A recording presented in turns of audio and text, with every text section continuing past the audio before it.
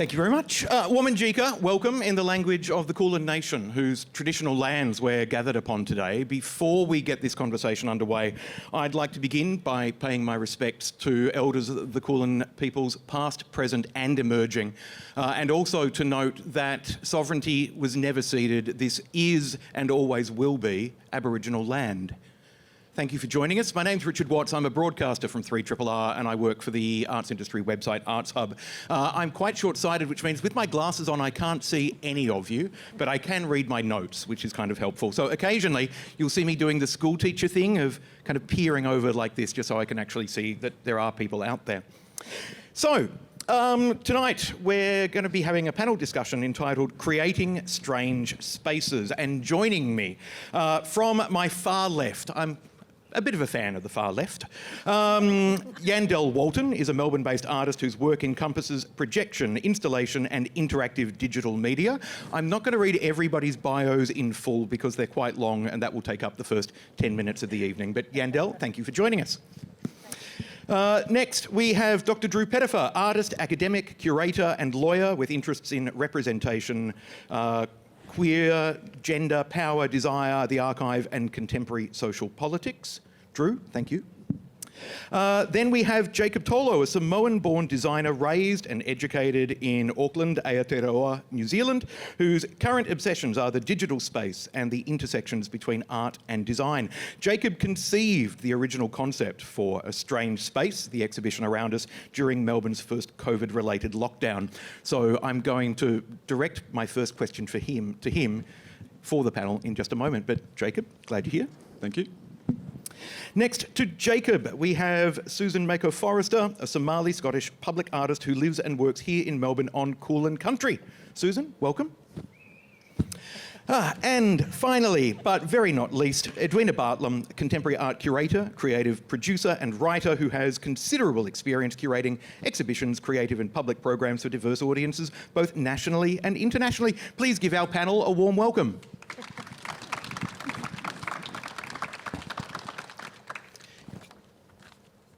And now on to the serious stuff. Okay, I thought that we would begin with a bit of a curatorial framework, which means that, Jacob, I will get you to begin the conversation. Talk to us about, I guess, the idea for the exhibition that literally surrounds us and what you wanted to achieve. Sure. Sorry, I'm a bit sick at the moment. I think we're going back a year ago, around April, we conceived of this idea that we were in lockdown, we couldn't do Gertrude Street, so we were given this opportunity to come up with a show that was going to happen in here. And it was a really strange time, and we started all our emails with, this is a strange space to find ourselves in, and things like that. We were working with Molly Braddon, who was our former producer that was on the show as well. And she had a big part in this, as well as Bianca Bowman. We just sat around one day and just conceived this idea that we're in a really strange space and it's not a familiar space. So I wrote this poem. Basically, it was in the middle of lockdown. I was kind of missing the spaces that we congregate in. And I think I took it for granted that these spaces were always going to be around, these places where artists hang out. It's not where we're making work, it's about when we're talking to each other, and just like, that's the stuff I miss. Just drinking a beer and things like that with other creative people, yeah. And Edwina, to pick up from there, kind of the poem that Jacob wrote and then the ideas extrapolated from that. Talk to us about why you've selected the artists that have been curated in this exhibition and kind of, again, what you wanted to achieve and what you wanted to explore. Okay. Well, I met with Jacob early on and said that I wanted to co-curate it with him if he wanted to have me on board. And I just thought it was a really beautiful poem, and it really captured how a lot of us were feeling. And I thought it was interesting too in this space, Collingwood Yards, which was under construction. It was just about to open, then COVID hit and it wasn't able to open. So I think this was literally a strange space at the time as well, that, you know, it was kind of, we were all in a state of stasis in a sense. And when it came to reading the poem, I just had to distill the idea to go, okay, so what So what can I curate a show with Jacob from this poem? Like, what is the essence of it? And I think the essence is probably about space, different ideas and forms of space, and also experiences of space. So that's what I kind of narrowed it down to. But also we wanted to do site-responsive works. So the artists have been chosen because they deal with different types of space, but also that they deal with, they respond to physical space and cultural space as well. So that was our idea. And I think together we came up with a list. So Jacob had an idea of some artists that you wanted to invite, and I also had some artists on my list, and some of them crossed over, which was really fortuitous. And Bianca also had some suggestions for us as well, and some people came through our artist residency program. So they were literally working on site and making things in response to this location, which, yeah, so that's sort of where we came from. Great. Now, I've got individual questions for each of the three artists on our panel about your works, which, if you haven't seen, I definitely recommend after we finish this panel at 7 that please do explore the space and seek out everybody's works. But I guess to begin with, for the three of you, a general question. Just the notion of engaging with space as both a theme and a medium. How significant has that theme been for you and your creative practice to date? Yandell? Well, I've been working, so a bit of background, I've just been working with projection installation as, I would say, a medium for probably 20 years. And I think for me it is really, I think why I'm so drawn to that medium is the merge between the moving image and architecture or object, depending. So there's, this kind of real merge between the actual and the virtual. And I create a lot of site-responsive work, so whether that be conceptually responding to site, so it could be the history of the site, or it could also be the features of a site would lend themselves to developing works around. Can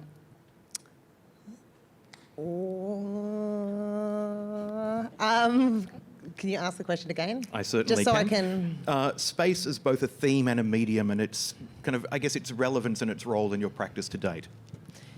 Well, I think its relevance is really, for me, creating, being able to work with projection and in a spatial context to create immersive installations. For me, I feel like that will then connect with the viewer more emotionally. There's no distance between the artwork and the viewer. They become one. Susan, the same question for you. Thanks. I also I bounce from working with sites and doing like research and homework around sites. So when we were in the lockdown, I felt like I was in a parallel universe because I didn't have a tangible anything. And also, I have a day job, as most artists do, and we were working to support the front line in COVID in the Aboriginal space with Aboriginal health. So we were working really hard, but we weren't connecting. And also, when I was thinking about work and thinking about Jacob's poem, which you did tell me was a lament, it really was a lament because when I was thinking about that and thinking about, yeah, we'll create again, yeah, we'll connect again and all of that, I didn't feel any of that in the time. And so space became to me the unseen and the untangible. And I was talking to one of my Somali tribal elders through COVID, and unfortunately in Africa right now and through England and America, we're losing a lot of our own cousins and people. So feeling a bit privileged, not being able to connect, working really hard during the day to exhaustion, and then trying to create something, trying to release something was really hard. So it all became about the unseen. And in Muslim culture, there's a lot of writing and talking about the unseen, like the fear of the unseen, like the fear of death, fear of unseen. Death is around us. And then for me, there was a real strong feeling of the murderous overlay that was also going on. And I think and there was 2 lines that really sort of struck me. It was like, one, everyone is dying in this pandemic once in 100 years, but black people are getting murdered in this pandemic not once in 100 years. I didn't want to make work about that. I've done work about that in the past, and it just resurfaced for me. And that's why the idea of space became really, really important. And I don't know if you've seen it, but my work is very small. Usually I love being big and large and I love taking over buildings and all that sort of stuff. But in the last year, I felt very silent and everything became small and everything became unseen. And Drew, similarly, again to you, that just in your practice to date, that idea of the importance or your engagement with space as a theme and a medium. Of course. I'm primarily a visual artist, and so for me the first space I think of in relation to practice is the gallery space, or the space of encounter, which, just building off what some of the other panellists have said as well, is something we have lacked a lot in recent years, although the digital encounters and spaces that have opened up are also quite interesting. So for me, particularly when it comes to projection work, there is an immersive spatial encounter that happens in encountering a projection, which for me is also really important. So, my work in this exhibition is an immersive video work with sound, where you're transported somewhere else in a way, so it opens up and connects to other spaces, which is another kind of interest in my practice, this idea of, histories and archives and other spaces and places and times also unfolding. Now, a question for all of you. We're in a courtyard, which is a liminal space. This is one of those kind of spaces that is in some ways in between somewhere, rather than being a space of itself.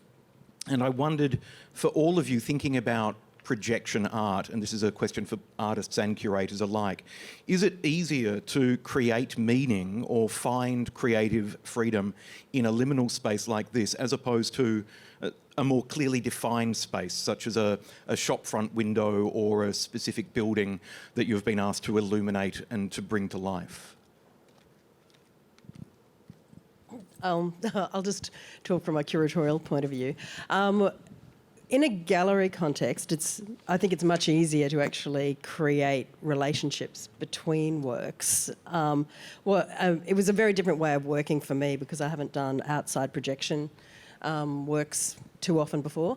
And I think that a space like this, it brings people together and people kind of see the work, but then you have to try to create relationships between works too, so that they kind of, as a whole thing, it's a journey for people. So that was something that I was sort of considering, and I don't know if that answers your question, but that's it was certainly something that I had to grapple with. Whereas in a gallery space, it feels a bit more linear in a way, the way you kind of move you around and the relationships between works. So I think I might pass to someone else who might want to follow up. I think from a conceptual viewpoint, liminal space is obviously interesting for artists because, it allows those responses to happen to the in-between. But I also think it's particularly queer as well, like the idea of, I forgot to mention that, it's a queer show. Yeah, this is right, like it's a queer show. And so this idea of, the in-between, the other, the kind of space between things, I think, also is a particularly interesting proposition for queer artists to respond to. Susan, you're nodding. Do you want to kind of jump in there? Yeah, I was thinking about something you talked to me about, Jacob, about that space in between and all the different spaces in between that we, embody and that we live. And someone was talking to me about how you have to code change all the time the other day, and I was like, yeah, that's exactly it. So I think this medium, it kind of pushes you a little bit harder. That's what I've found. And it also, because it's such an incredible medium to work with visually, there's a challenge with sound, but also like what I learnt in this one is because I really reluctantly did the piece, but it was what I stripped away. And I think if it was in a gallery, I wouldn't have even considered that. I would have put as much into it as I possibly could. So I think it takes you deeper in that kind of liminal way. And also because it's temporary. It's not, it's not there forever, it's not tangible. It's temporary and temporal too, which I think is interesting in terms of liminality. Yandell, anything you want to kind of add there? Oh, well, I was just talking about different spaces and riffing off what even you were saying, Susan, earlier, in terms of the work that I've presented for this exhibition. It's interesting because I would actually say that it was born from kind of work in development even.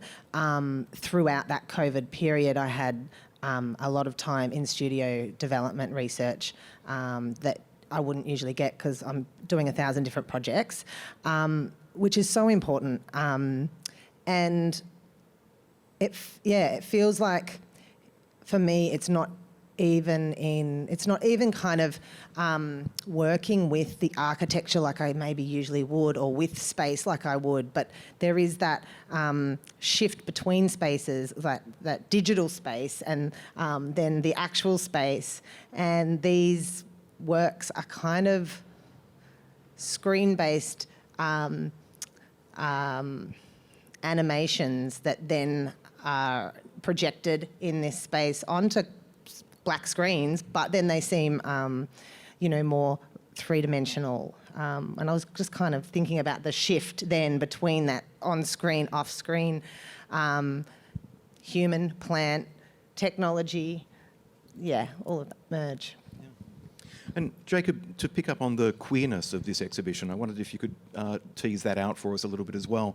It was when queer came into, I guess, when queer was reclaimed, for example, and became part of contemporary parlance, instead of being a specific identity, gay, lesbian, straight, queer was initially the spaces in between those identities. And I wondered kind of how conscious are you of curating or co-curating a queer exhibition for Midsumma, as opposed to just curating an exhibition which fits into kind of different spaces rather than being forced into a particular box? Yeah, I think my practice, I've spoken about this before, my practice is always about those in-between spaces. In Samoa, we have this word called va, which means space, but it's kind of conceptual idea that it's a connection rather than an empty space, so it could be between people. It's also used between our island groups where we're connected to the islands. The oceans actually connect us. They're not like empty, or what's the word I'm looking for? Blank spaces. They're connecting spaces. So I've used that in previous shows where I've worked with artists from the Pacific community they had this tension between two cultures, or their multiple cultures that they existed in, and this in-between space, the VAR, was a kind of safe and okay space to exist in and be all of that. I'm not sure if that makes sense, but it's also about the queer artists that I've worked with before as well. They exist in these spaces and you don't have to go one way or the other. And I think that's a really interesting sort of perspective for me, and I've explored it. Does that make sense? It does, yeah. And that notion of the ocean as being something that connects us rather than separates us, conversely, is reversed, Drew, in your work in many ways, which you've used. Your piece in the exhibition evokes a journey that's both physical, from Gun Island to Sandy Island off the coast of Western Australia. It's also a journey that's historical, reflecting on the execution by marooning, a horrible way to die, of two young Dutchmen for the abominable crime of buggery, as it was described in the past, following a shipwreck in 1727. And I wondered, was one of your intentions with this work to give us space in which to consider and reflect upon how our attitudes towards sexuality have changed since 1727? Definitely. I think one of my core drives of that work was to create a kind of intergenerational queer experience, and it's deliberately the exact same time that journey would have taken in a 18th century longboat to provide that kind of transmission of the same journey, where in the contemporary moment, as queer people, allies in the contemporary moment, we're able to actually imagine or experience that unfolding journey as well, which I think is really, both critical, but also there's something really interesting about the work, because on the one hand, it's very kind of languid. You can sit there and just watch these waves, or become slightly seasick depending on your own personal kind of makeup. But when you start to think about this being someone's final journey and that kind of that temporal encounter being shared, it becomes quite poignant as well. Yandell, your work, it's Move Me, which is down the end there to your left.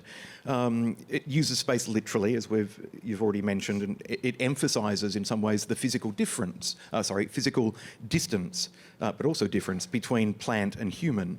But it also perhaps encourages us to cross that distance, to see the commonalities between plant and person.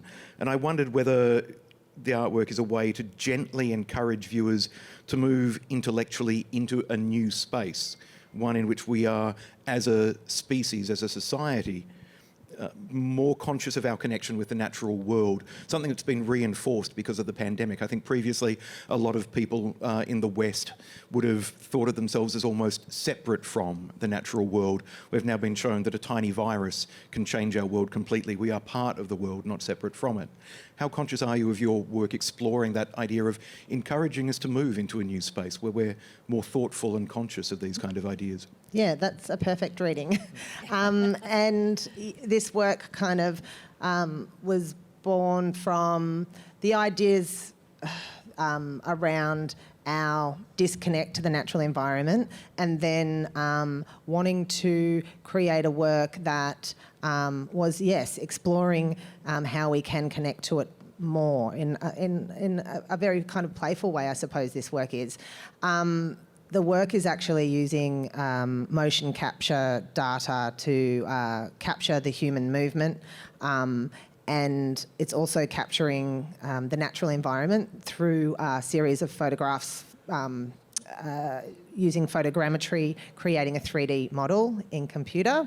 And then I'm assigning the human movement to the plant to create a cross-species kind of form.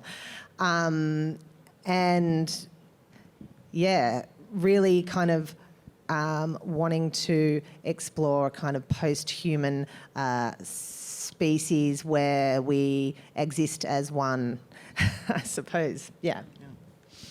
And Susan, your work, the pandemic had other ideas for me.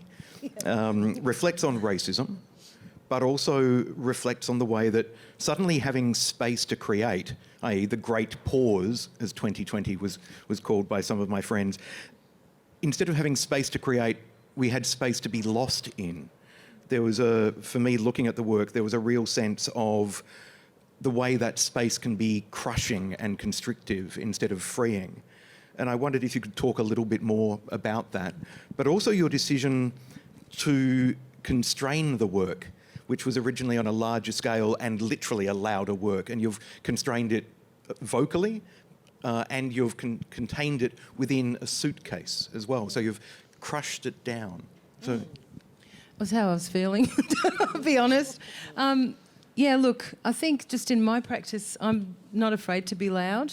And also just thinking about the fact that we're here at Midsumma, and I've known you for a long time, Richard, and just thinking about all of us that have travelled this road and the shoulders that we stand on, the shoulders, hopefully there's people standing on ours now.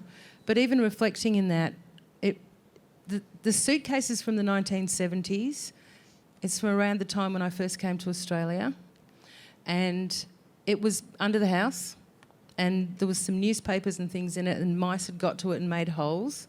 And I put it in there because it was kind of like, I'm sick of bringing this suitcase out, and I wanted to just sort of bury everything in the suitcase, really, in terms of what I was feeling, So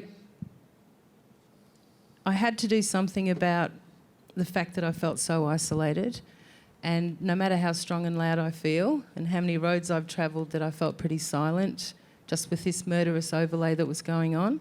Definitely did not want to approach that subject matter, but I couldn't get away from it. So, and I was, I think, telling Yandell before, it was all about stripping and stripping and stripping things away and just trusting in the power of silence, And honestly and truly, I feel like I've been able to get all that stuff out and put it somewhere, and hopefully I won't have to open the suitcase again. We can dream.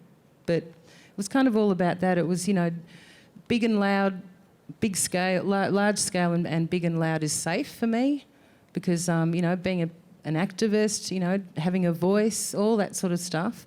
But now it's like I'm pretty tired of this stuff. And so it was just to bring it all back down to what it is. And that's kind of why it was in black and white as well, because it's enduring, And I think I just really wanted to just bring things back down to what they are and just be a bit quiet about it, and let it speak for itself. Because we talked, didn't we, about whether we'd put the sound with it and the scale of it. And we could have put sound with it, but you said, but I felt silenced and I felt restricted, and so we decided kind of against including sound with it. And I think it's a really powerful work. So thank you. I wanted to pick up with everybody else on the panel as well, that idea that so often we talk about kind of, I don't have the space to breathe, I don't have the time to think, I don't have the space to create. But as we discovered last year, there was a meme that I saw that popped up back into my Facebook feed a couple of days ago, which said, you are not expected to be at your best in a fucking pandemic. All you're expected to do is survive. And I wondered whether, for everybody on the panel, if you wanted to pick up on that a little bit and explore that a little bit, because it felt like on one level there was an enormous pressure on every artist I know last year, regardless of their practice. Now is the time to write your novel, create your symphony, kind of create your masterwork, write that kind of critical theory book you've always been talking about. I found last year the space that last year afforded me was crushing for me personally. And I wondered kind of how you all collectively and individually responded to the space that you had last year and what your experiences of 2020 were in terms of its impact on your creativity as individuals. Yandell, you're nodding. Yeah, it's an interesting question. As I said earlier, I felt like I had time and space that wasn't usually afforded in other times to kind of focus in on research and development. But it's not like I did a lot of that, but there was that space to do that, and it was almost like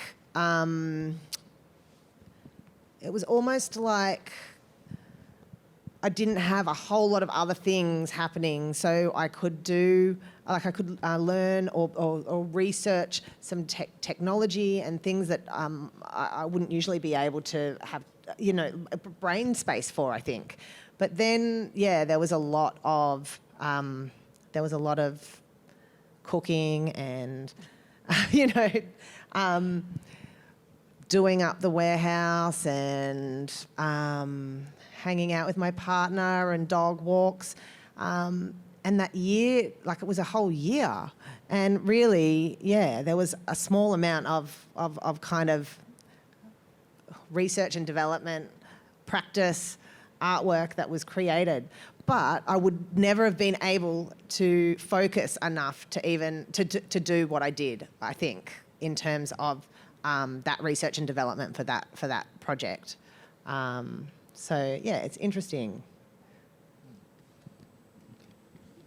If I'm being truly honest, I think for me, my luggage is always getting filled up whenever there's any space. It ends up getting overflowing. So last year I ended up packing a lot of things in, almost taking that attitude that you have a little bit of freedom now to do things that you may not have had before, and I ended up just filling it overflowing, which meant that I think other people that I know perhaps used it more wisely to use it as a time of reflection and actual consolidation, whereas I sort of kept making and working and moving forward quite dramatically. And in fact, I think what I learned through that period is actually that I probably need a reflection time, that is a really critical part of the creative process as well, is taking that time to reflect on what we're doing and not consolidate, but really think through our practices and what is important within them as well.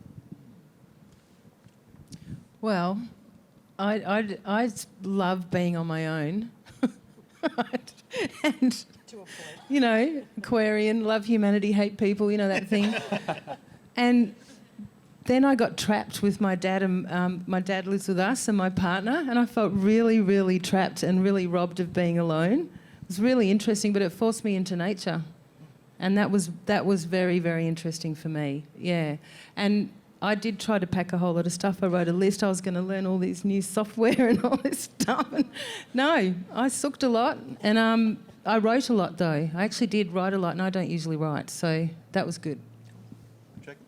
Yeah, I think I was the other way. I remember talking to a friend about the guilt that I felt about not actually making any work, and I was so relieved that they opened up about the same thing. It was like, I had always complained about not having time to make work, and suddenly you're given all this time to do that. And I did a lot of drinking and a lot of navel gazing, not much work. Yeah, but I think that guilt was shared by lots of artists. I think that crushing feeling that you can't make any work, I think, yeah, I really get that. I think probably the first lockdown wasn't so bad. Like people, a lot of people were a bit more productive, I guess, during that period. I know I wrote a chapter for my PhD. I call it the Ai Weiwei lockdown, that particular lockdown. But then by the time I got to the second lockdown and we were doing homeschooling as well, it was just getting through every day, like just day by day, like get out of bed. And yeah, so it was particularly hard. But I know that there's a number of artists who are in part of a strange space that have said that it gave them time to actually learn new things or to develop new skills, like you were saying. And there's a number of other people who've said that too. But equally, there's people who just really struggled. So, you know, and the arts suffered badly, didn't it, sort of last year and even this year. So it's good to be out in public again and being able to sort of reconnect at an art event, really. I interviewed the playwright Joanna Murray-Smith this week, and she said that she was unsure how the pandemic had affected her and how that strange combination of having lots of space to think but almost so much space that you got lost.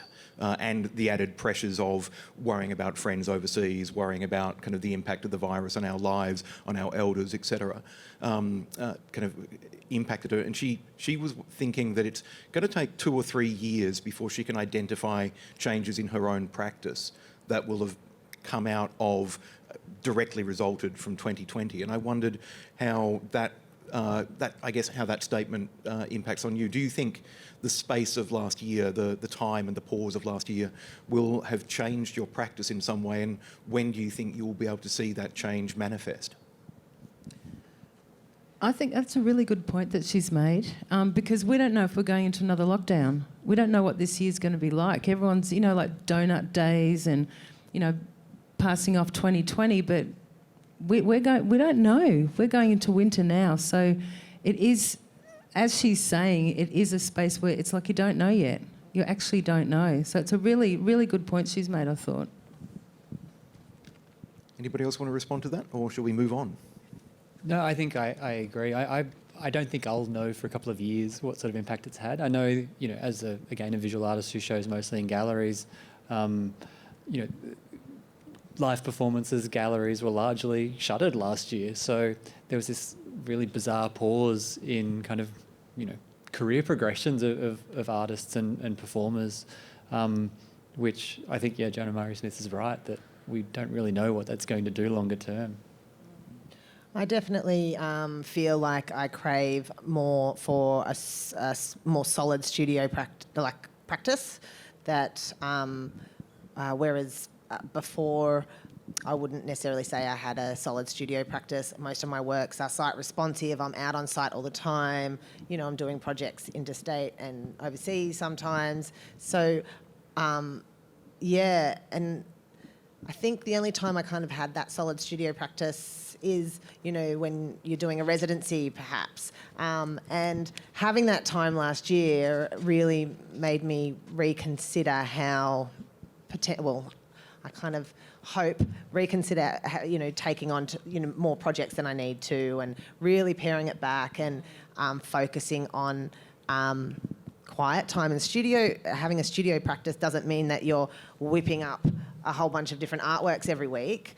It's reflection time. It is like your solo time. It's so important as an artist, and I definitely haven't focused on that before COVID. Yeah. I was just going to say that a few months ago, when I was looking at the lineup of work that was in the exhibition, I said, I know this is a midsummer show, but I hope people aren't kind of looking for glitter and rainbows, because it was quite sombre. Like, a lot of the work was quite reflective and quite sombre, and that was the space really that we're kind of coming out of. But what I have noticed is that, like, some of the work became more kind of colourful and optimistic over the last few weeks. So the change might be more quick than a couple of years, but I'm sure that we'll still be processing it in a couple of years. To return to the idea of queerness for a moment, and I wondered, one of the things about queer identity is that queer historically for an enormously long time has existed on the margins, at the edges of space, rather than occupying the centre. How liberating is it to be on the margins, on the fringes, rather than in the centre? Jacob, I'm going to throw that one to you. Yeah, I'll take that. I celebrated. I was one of those young people of colour who just like celebrated the idea of queer. I was fighting against this sort of homonormative sort of attitude that was around me, and I wanted nothing to do with it. So queer sort of enveloped everything that I felt about that. You know, it was the edge, and it wasn't part of that. And I don't want to be part of that group, that sort of idea. I'm not sure where I'm going with this, but did that sort of... So is there power on the edge, like freedom on the edge, maybe? I guess that's what I'm trying to say. It is like, there's a lot of power there, yeah. I think you've got to take the power. I think that's what we all had to do. You really have to take that power, because you get forced to the edge, and then you've got to learn how to walk that line really well and eloquently. You know, I think that's one of the things in... maybe just in the way my own practice evolved, was getting to that point of like, well, you know what, I'm gonna walk that fucking edge, you know, seriously. There's also a challenge though in that, those processes of heteronormativity can also lead to queer erasure, which is also that challenge in staying at the edge but not falling off it. And so much of my practice is about, reclaiming hidden queer histories and revealing those things that are hidden near the margins, bringing them perhaps closer into the light without, recognising that they're not going to claim the centre, but they can at least be brought more, from the outskirts of the margins to the margins which we can encounter perhaps. Yandell? I don't know how to answer that question. That's good. You don't have to answer that question if you don't have an answer. I'm not going to answer that question either. I feel like I've been relatively privileged in that yes, I don't know. I've just always kind of been slightly rebellious ever since I was in primary school. So coming out wasn't difficult for me, and occupying kind of queer space. I mean, I've certainly come up against homophobia before, but I feel like I'm a relatively privileged queer person, I guess. Now, we've talked a lot about space, obviously, but I wanted to bring in time for a moment. The American choreographer Merce Cunningham once said, "Dance is an art in space and time. The object of the dancer is to obliterate that." And I wondered how important exploring time, its passage, its creative possibilities, or even destroying the audience's perceptions of time, how important is that in your individual arts practice? I think for me, overall, my kind of work looks at impermanence, the impermanent nature of the world around us due to human impact, our changing environment, and this work, I would suggest, is potentially looking at a speculative future of this post-human species, and that is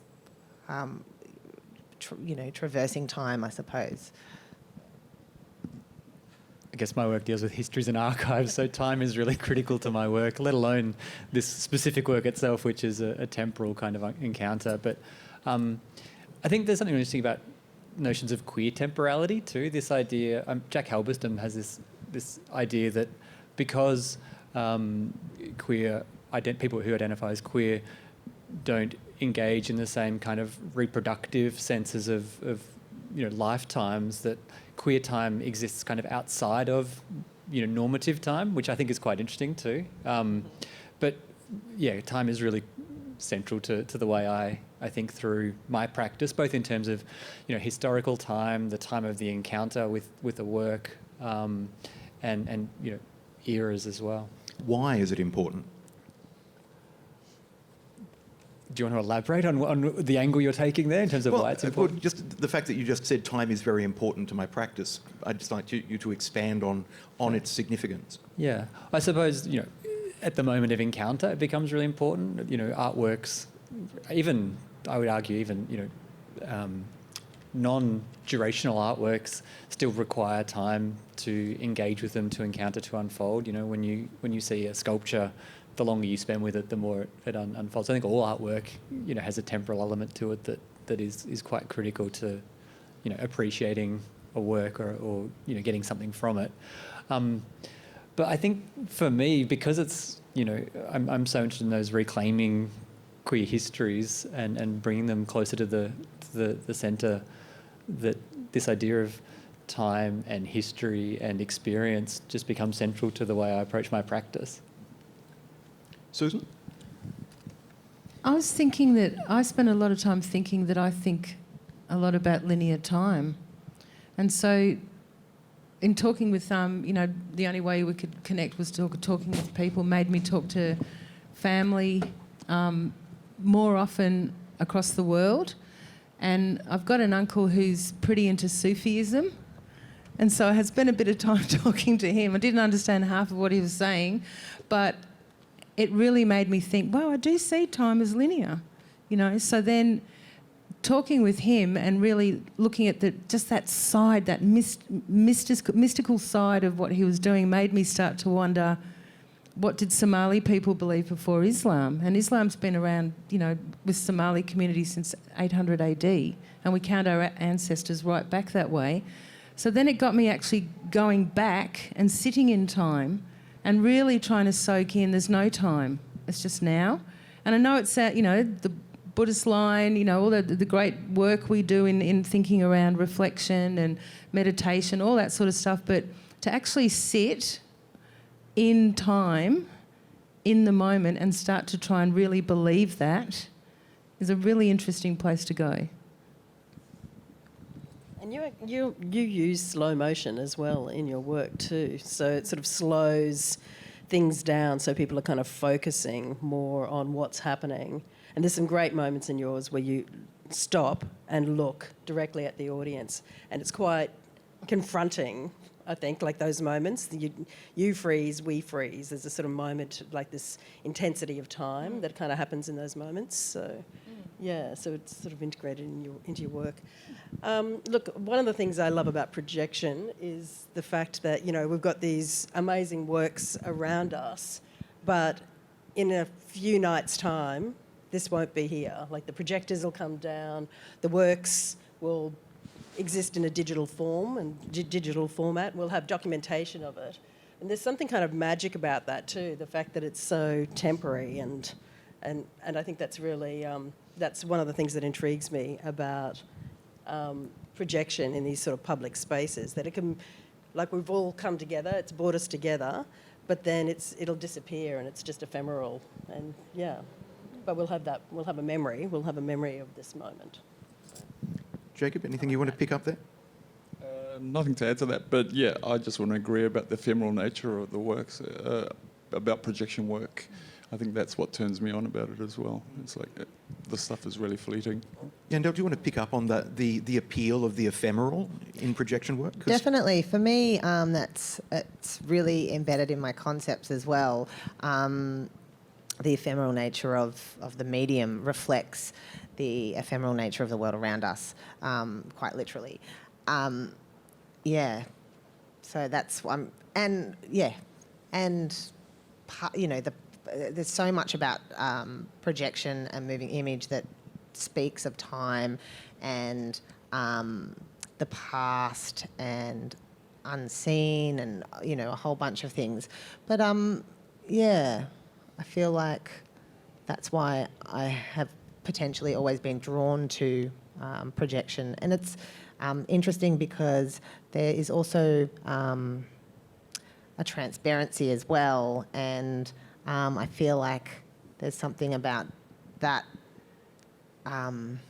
in terms of kind of shifting the perspective of actual space and what you kind of perceive space to be. It can transform it's how transforming, you see yeah. a space and experience. Yeah. I just want to, let's unpack that just a little bit more, because that is for me one of the fascinating freedoms and powers that projection art can have in so many forms, the way that it can transform, change a space physically, just by the way it looks, emotionally. It can change, it plays with our perception in a way which other art forms don't. Is that perhaps part of the appeal for all of you on the panel as curators or artists? I also think it's the challenge. Because, like, one thing about time as well is, like, when you get on TikTok and then, like, 2 hours have gone, you don't know why. Amazing. I discovered that in COVID. But the line between high-level advertising, sensationalist, massive, super budget, spectacular, new renderings of buildings. You know what I'm talking about, like festival level, international, blah. The challenge, I was thinking about this a lot the other day, the challenge with projection art is the art. Because there is technologies through the roof now. You can do, people can make high level work on their phones all the time, and they do. So for me, it was like I was asking myself, like, you've got to ask yourself all the time, where is the art in this? And what is that art to you? Because it's easy to make something that looks amazing, that knocks people's socks off, and also the fact that everyone will look at something for a minute, go, oh, that was great, I like that, and off they go. So I think there's a challenge in that. There's a really strong challenge in that. I feel like now. Yeah, I feel like it's trying to create a work that has a sincere connection, that is not about entertainment and not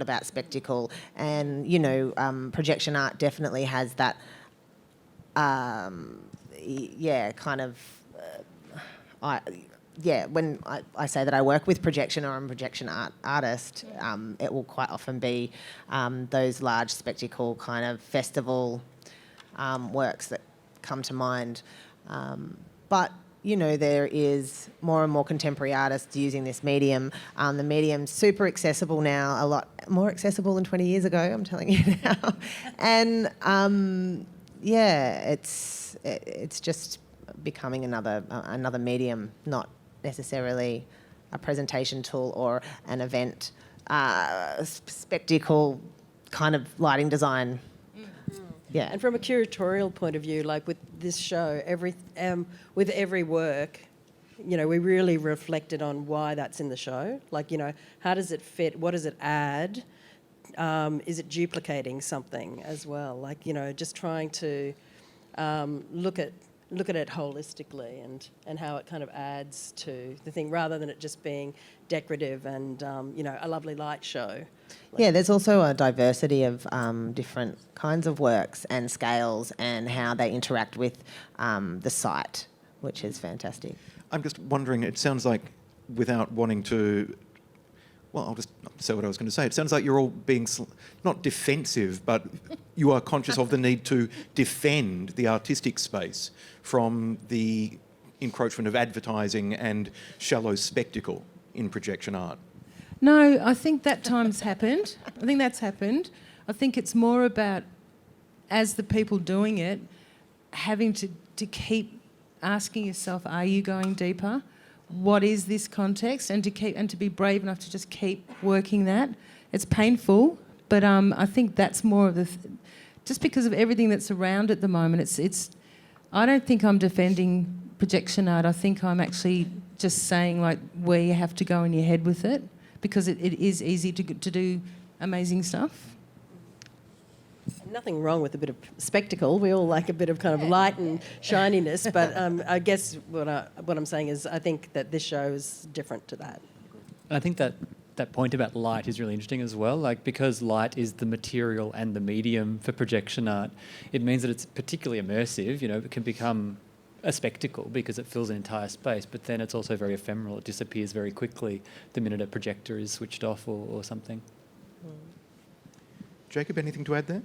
Sorry, I was just thinking, yeah, I think it's also, it's not so much about the work, it's also about the technology around it, the tools that we use, and about pushing the technology as well as far as it possibly can. I think that's really intriguing to me, and I think there are artists out there doing that at the moment. Folks, we're just about out of time, so we'll wrap up in a moment. But before we do, I wondered if any of the panel would like to make any closing remarks around the subject of space, the exhibition, the art, your practice, or anything else that you feel we haven't touched on yet but should have.